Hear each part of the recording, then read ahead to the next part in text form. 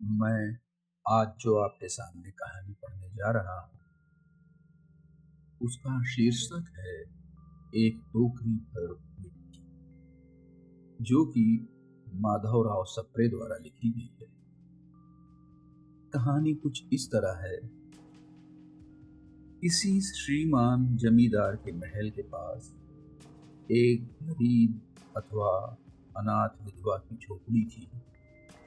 जमींदार साहब को अपने महल का अहाता उस झोपड़ी तक बढ़ाने की इच्छा हुई। विधवा से बहुतेरा कहा कि अपनी झोपड़ी हटा ले, पर वह तो कई जमाने से वहां बसी थी। उसका प्रिय पति और इकलौता पुत्र भी उसी झोपड़ी में मर गया।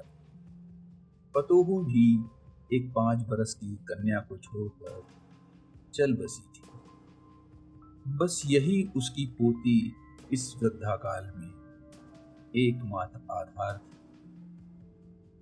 जब उसे अपनी पूर्व स्थिति की याद आ जाती तो मारे दुख को फूट फूट कर रोने लगती थी। और जब से उसने अपने श्रीमान पड़ोसी की इच्छा का हाल सुना, तब से वह मृतप्राय हो गई थी। उस झोपड़ी में उसका मन लग गया था कि बिना मरे वहां से वह निकलना नहीं चाहती। श्रीमान के सब प्रति निष्फल हुए। तब वे अपनी जमींदारी चाल चले। बाल की खाल निकालने वाले वकीलों की थैली गरम कर उन्होंने अदालत से झोपड़ी पर अपना कब्जा करा लिया और विधवा को वहां से निकाल दिया। बेचारी अनाथ तो थी ही, पास पड़ोस में कहीं जाकर रहने लगी। एक दिन श्रीमान उस झोपड़ी के आसपास टहल रहे थे और लोगों को काम बता रहे कि वह विधवा हाथ में एक टोकरी लेकर पहुंची। श्रीमान ने उसको देखते ही अपने नौकरों से कहा कि इससे यहां से हटा दो, पर वह गिड़गिड़ाकर बोली, महाराज, यह तो झोपड़ी अब आपकी ही है, मैं उसे लेने नहीं आई हूं। महाराज क्षमा करें, तो एक विनती है।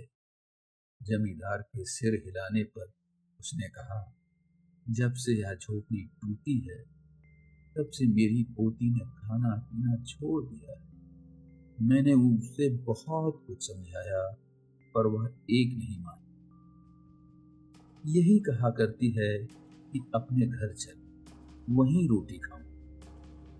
अब मैंने सोचा कि इस झोपड़ी में से एक टोकरी भर मिट्टी लेकर उसी का चूल्हा बनाकर रोटी पकाऊं। इससे भरोसा है कि वह रोटी आने लगे।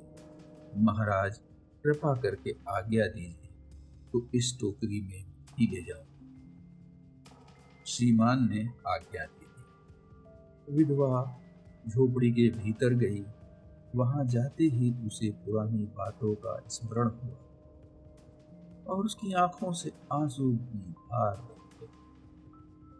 अपने आंतरिक दुख को किसी तरह संभाल कर उसने अपनी टोकरी मिट्टी से भर ली और हाथ से उठाकर बाहर निकली। फिर हाथ जोड़कर श्रीमान से प्रार्थना करने लगी, महाराज, कृपा करके इस टोकरी को जरा हाथ लगाइए, जिससे कि मैं उसे अपने सिर पर धर।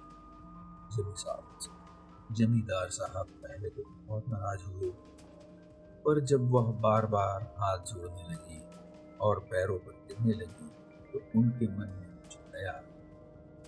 किसी नौकर से ना कहकर आप ही स्वयं टोकरी उठाने आ गए। ज्यों ही टोकरी को हाथ लगाकर ऊपर उठाने लगे, त्यों ही देखा कि यह काम उनकी शक्ति के बाहर है।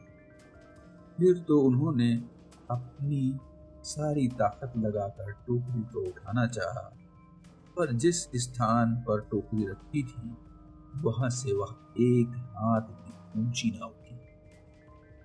लज्जित होकर कहने लगे, नहीं, यह टोकरी हमसे ना उठाई जाएगी।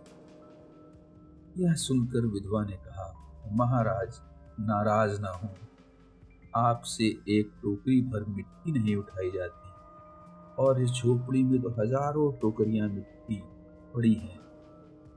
इसका भार आप जन्म भर क्यों और कर उठा सकेंगे?